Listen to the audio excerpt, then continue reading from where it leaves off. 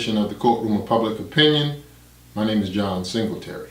Today we're going to talk about an incident that happened on a case I was involved in where a judge recused himself from the case but yet stayed on the case.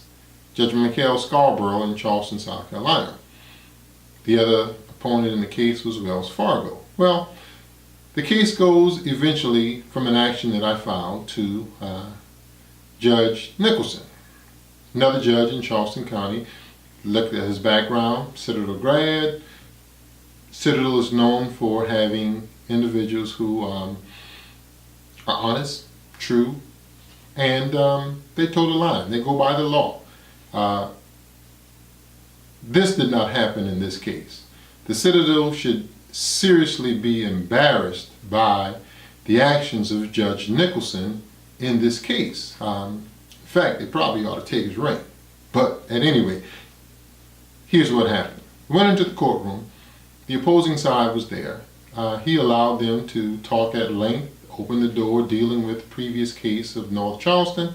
And the second I attempted to correct the mistakes that they made, even though they had opened the door, he simply shut me down, refused to allow me to speak when I plainly explained to him that the judge recused himself but stayed on the case. He said, well, the recusal was only so that you would not be able to say anything else in court, that you would not be able to then, he would not listen to anything else that you had to say. And with all due respect, of course, I told him that recusal has nothing to do with me.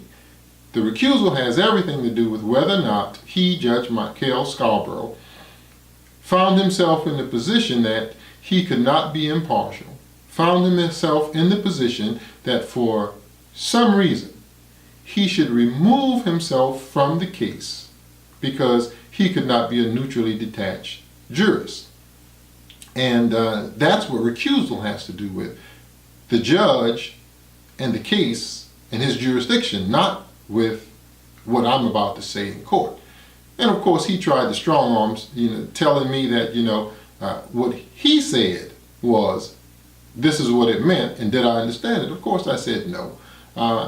We had exchanges back and forth, me not understanding why recusal meant it had to do with me and my comments. Well, eventually what he does is, there's another case that I had filed that morning.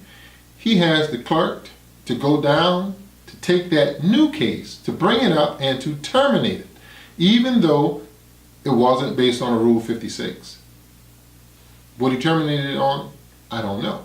But he brought the case up. I had already served the case on them, the complaint on them, given them admissions, interrogatories, asked for the depositions, the usual discovery. And those things were outstanding. So he terminates the case and then he seals the records. Now South Carolina has a statute that deals with sealing of records, and it's 41.1 in a civil case, and he simply totally ignores that.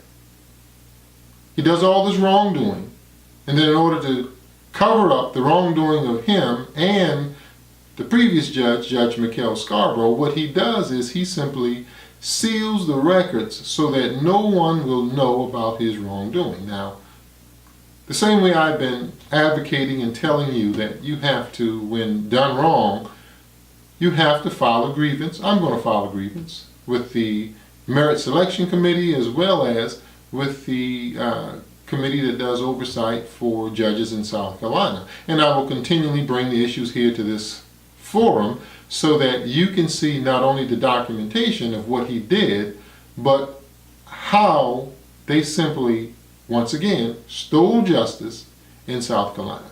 This is the kind of corruption that we must continually publicize, that we must continually put out on the internet so that people can understand that we're living in a time in which the very people that we trust to give justice are the ones who are committing the crimes.